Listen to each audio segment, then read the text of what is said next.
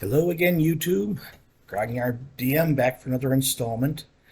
And I was just kind of thinking of the conversions that I talked about last time led to also thinking about homebrews. Now, you can always say, well, homebrews, those are just frustrated game designers that can't get a game out any other way. And sometimes that is generally true, but not all the time. As a matter of fact, I'd say most of the time, it is a desire to take a favorite game system and give it a little bit of a twist and see how it plays out. And sometimes it's also a stylistic thing. For instance, a campaign in D&D that doesn't really want to have to track spell preparation and so on and so forth can simply assign spell points. And when you're out of spell points for the day, you need to rest. It gives such an approach gives a first level magic user a little bit more flexibility. You consider a cleric with a high wisdom has 3 first level spells at first level. A druid with a high wisdom has 4 first level spells at first level. Whereas both the magic user and the illusionist, there's no bonus spells for high intelligence for either of those classes in first edition. So they're stuck with one whopping first level spell. And once they've cast it, they're pretty much tagging along being excess baggage for the rest of the day until the party decides to camp down and rest so they can recover their spells. Why do I say excess baggage? Because, again, there were 4 attack progressions in first edition. The fighters, of course, had the best one. They improved their chances of hitting monsters every odd level. Then there were the clerics, who improved their chances of hitting those same monsters every 3 levels.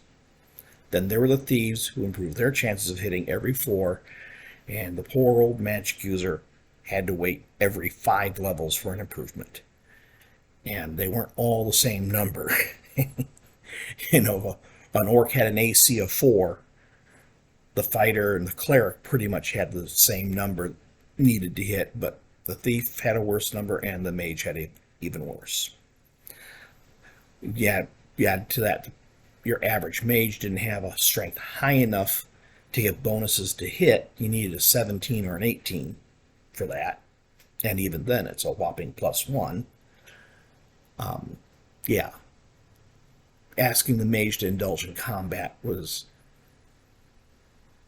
a little remote. Unless, of course, that mage focused on ranged attacks, which is smart since you can't wear armor. In which case, if he had a high dex, he actually had some bonuses to hit. Well, with spell points, the mage could cast more than 1 first level spell a day. And I've seen it where you didn't even worry about preparing spells. You just simply had spell points and you cast whatever was in your spell book. So I've seen that.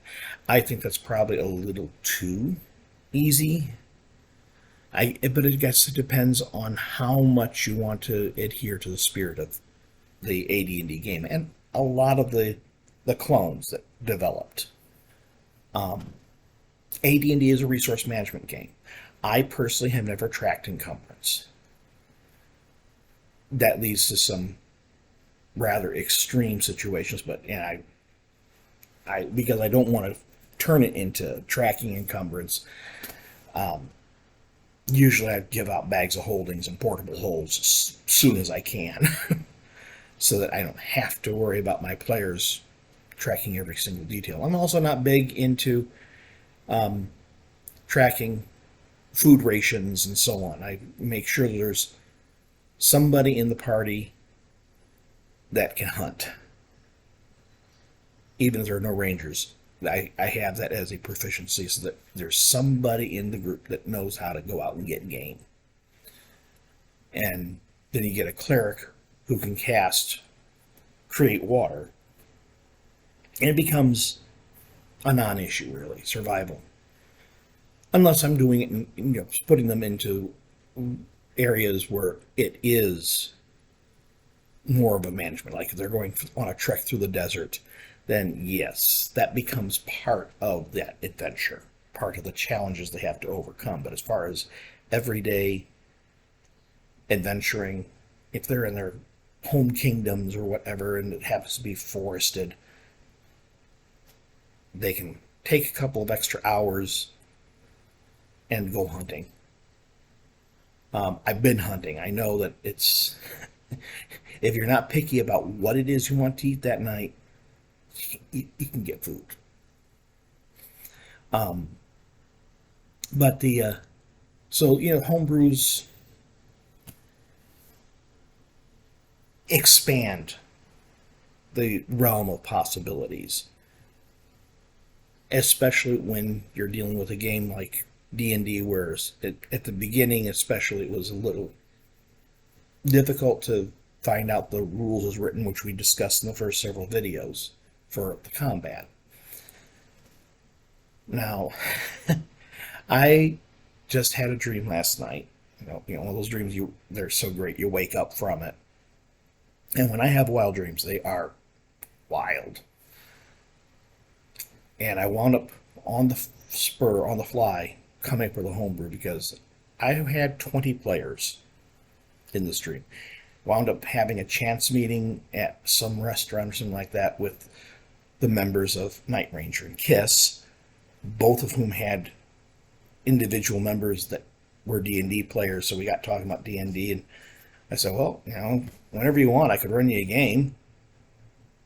And they're like, well, how many players? How many you want? Well, with some of our groupies and everything, and I managed to talk my bandmates into trying it once. How about 20? Okay. So since it was going to be a one-off, I wound up I had some materials with me anyway. I was kind of playtesting an idea for an adventure, so I had some characters already generated. I had 5 characters. 5 characters, 20 players. Hey, let's add kind of a musical chairs element to it. We'll call this the Nutsy Gang, because each character had 4 alternate personalities. They were all multiple personality disorder characters. Keeping it simple, not getting into the realities of these things. And I came with some specific triggers: save versus petrification, paralyzation, and if you fail to save, roll a d3 because one of your other personalities took over, and you get to sit in one of the back 3 chairs, and they get to sit at the table and play the character their way.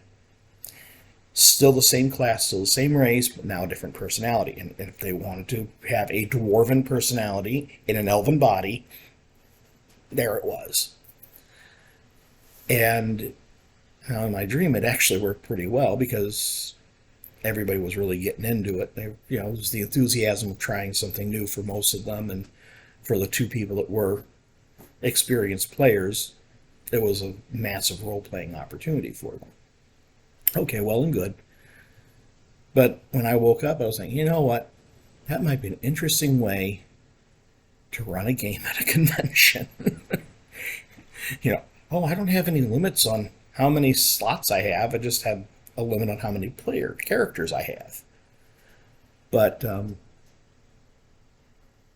it sounds far-fetched, but I have been involved in a Gamma World game that was kind of on the flip side, and I felt like I had multiple personality disorder by the end of it.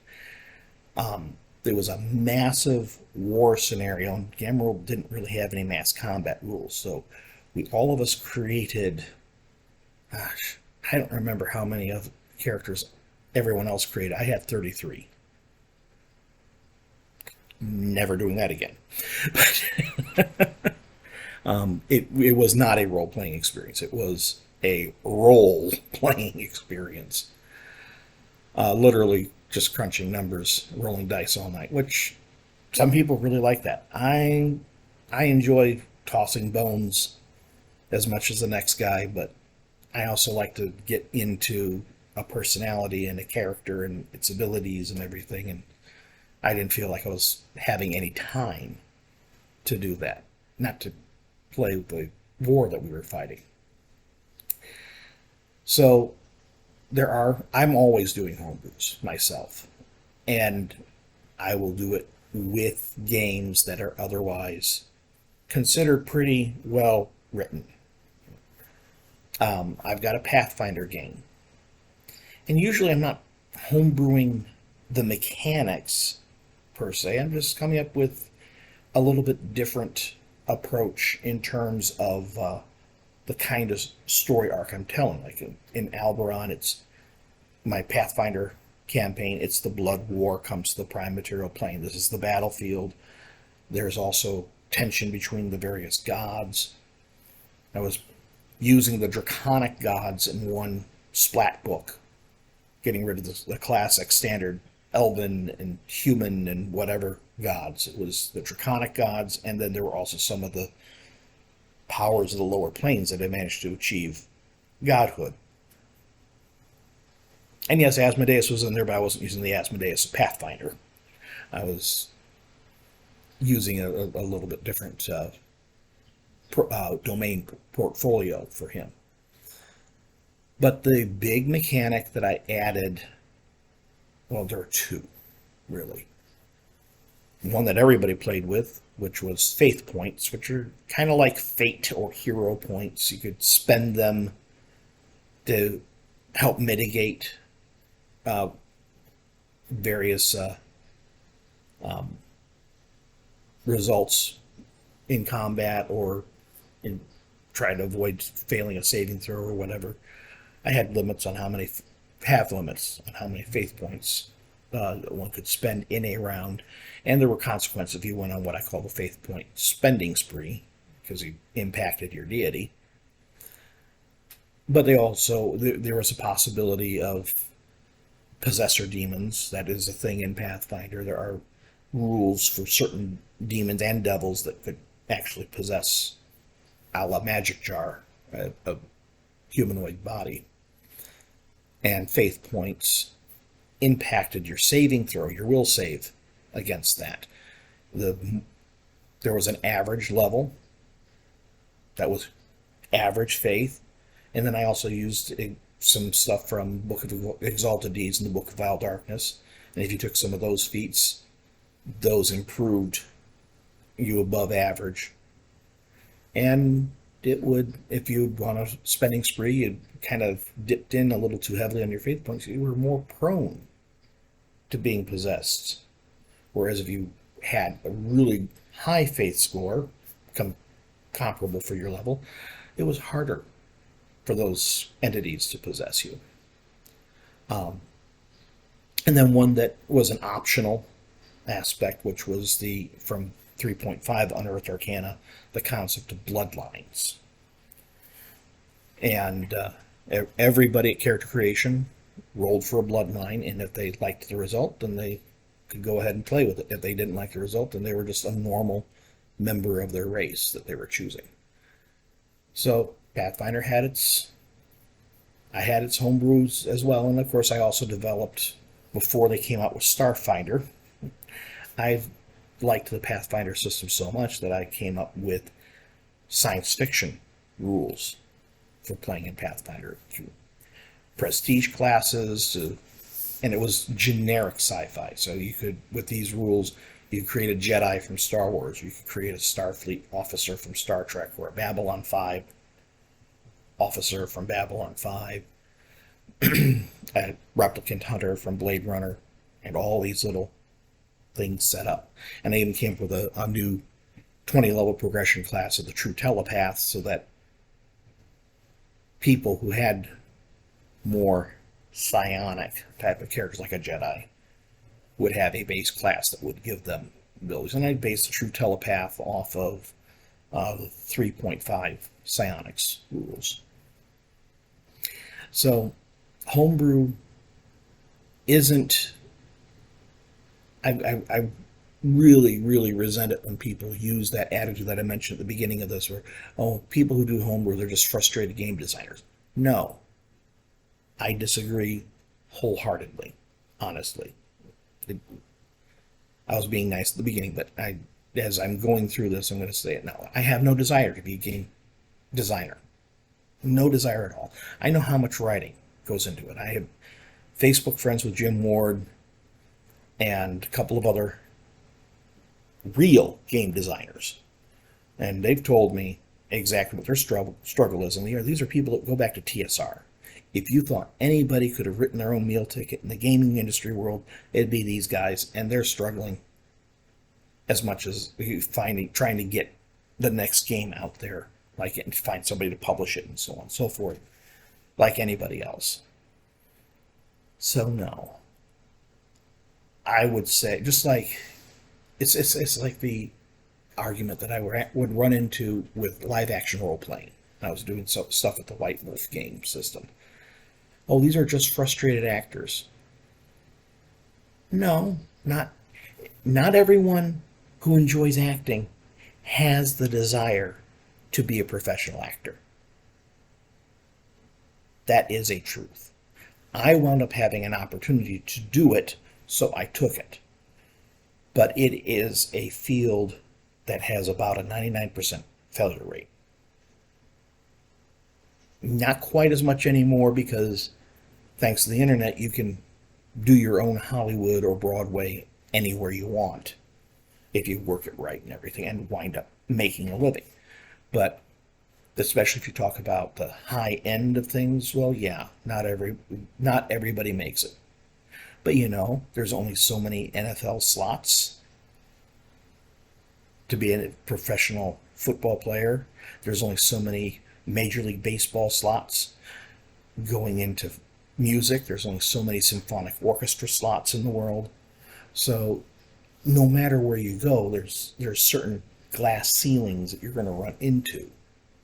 And it's a question of whether you want to deal with that. If you have enough of a passion to do it and earn money, then you'll deal with the crap that comes along. And I would say that those of us that like to homebrew rules are not frustrated game designers. We just enjoy playing the role-playing game. We like to experiment with the rules. We're not going to sit there and try and publish it. We're not going to sit there and try and come up with our own game engine and be the next big D&D game.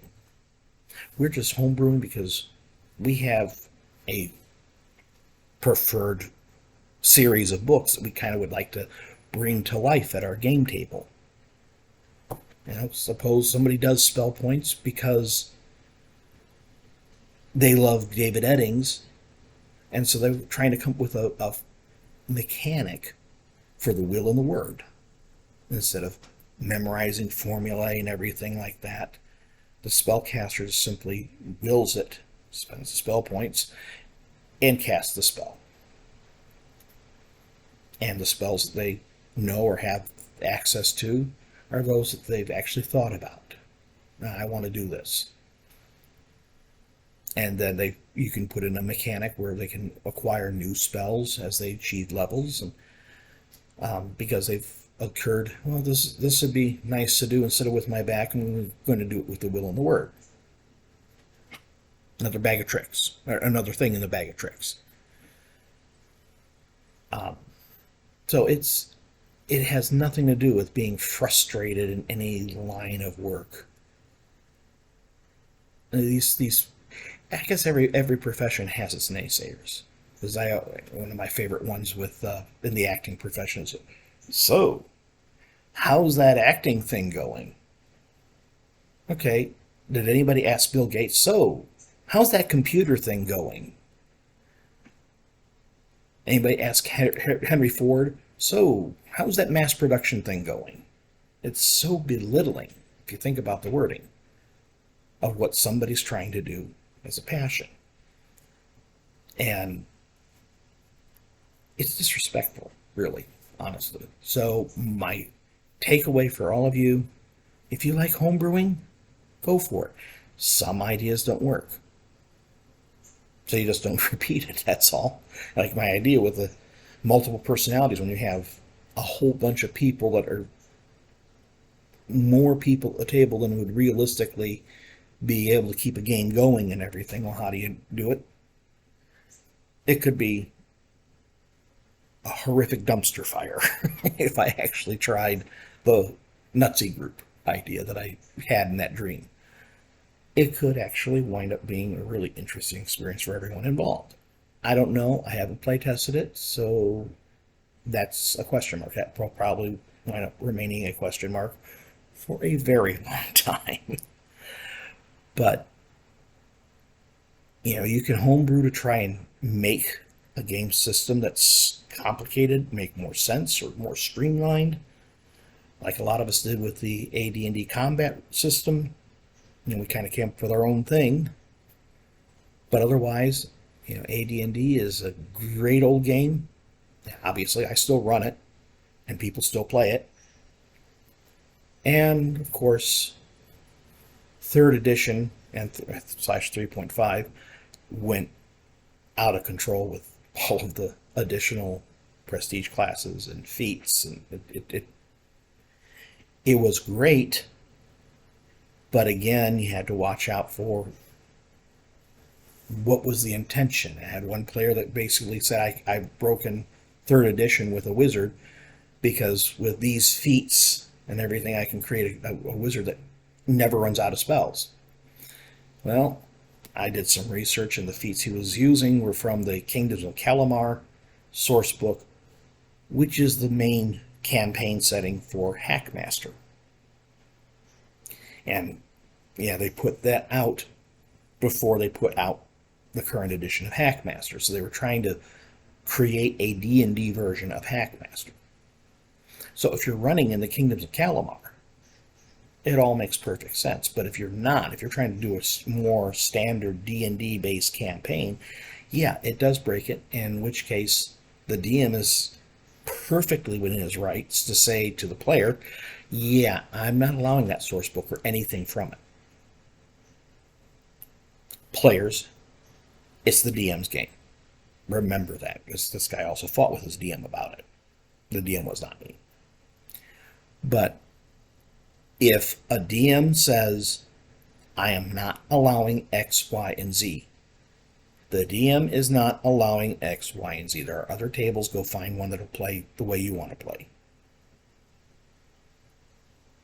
The DM is going to play the game, the sort of game he wants to play, or she.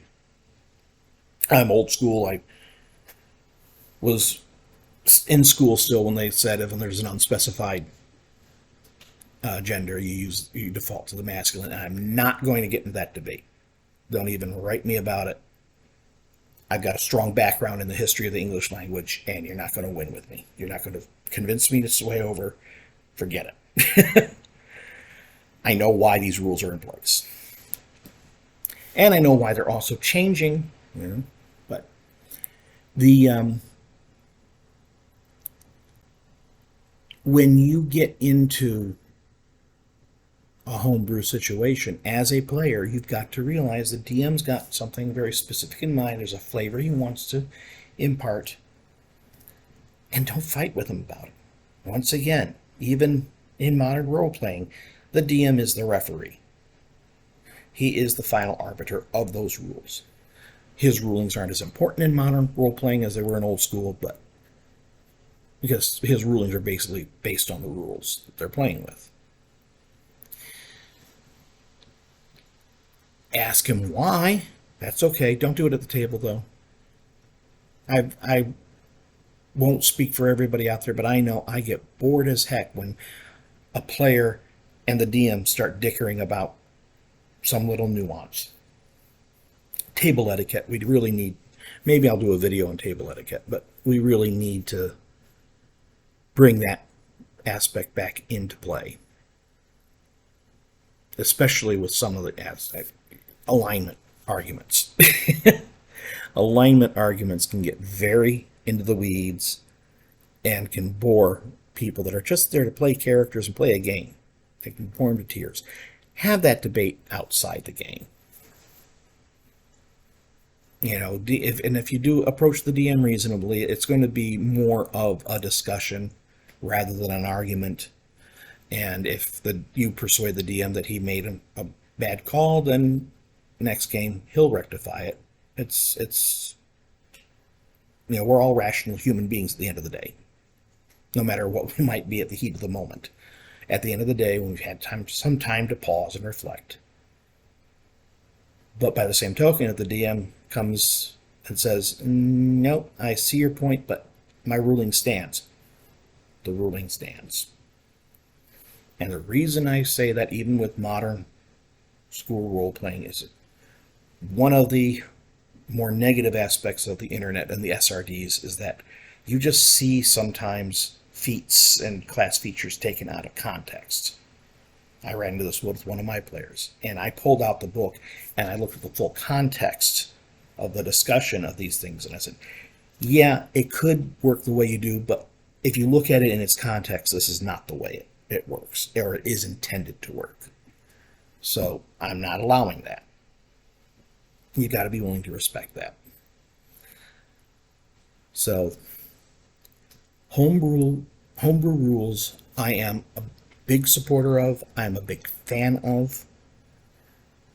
Not because of any aspirations or suspicions I might have about what the DM in questions putting in these rules has in his mind, but because they add to the creativity and the experience of role-playing games. Not every home rule is everyone's cup of tea. Just like not every game is everyone's cup of tea. Some people absolutely would hate playing a game called Paranoia. Others love it.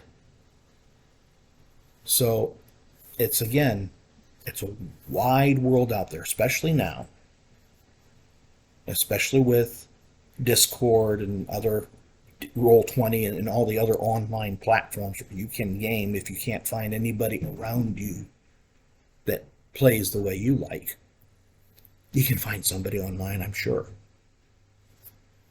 So the homebrew aspect adds to the creativity. Don't look at it as, especially if you're a modern player, don't look at it as a possible threat to changing up the game so you don't know the rules anymore and put you at a disadvantage. Find out what those homebrews are, the rules, in advance. And once you find those out, see if you can get a copy of them. Most DMs will say, oh, sure, I mean, I need to write this up anyway. Email's a wonderful thing. You've got them there in your hand, and you can look at that and see how they adapt, how they might change, or completely make a non-issue some rule that's in the book's rules is written. And enjoy the experience. This is a game. All of these, they're games.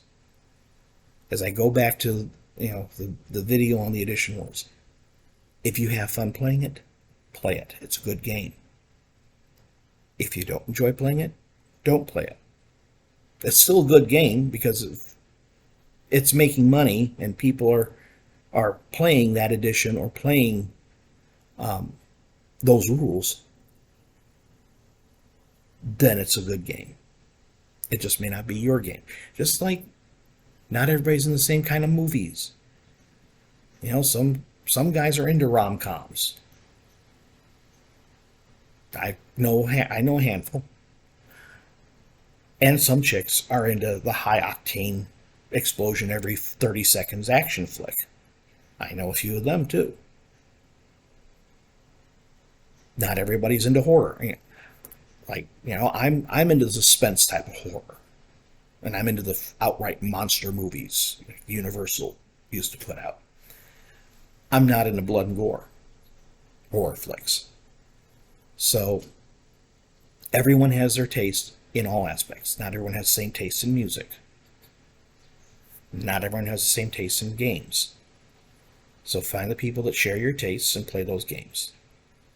And when it comes to homebrew, bear in mind that sometimes that is going to be informed by the DM's personal tastes. And you're either going to like it or you're not. And if you don't, life's too short to try and get somebody who's running a game to run it your way. Find someone else that will run a game that you enjoy playing. It's a a lot of options out there. So, until the next time, that's all I've got to say about homebrews. May all your hits be crits.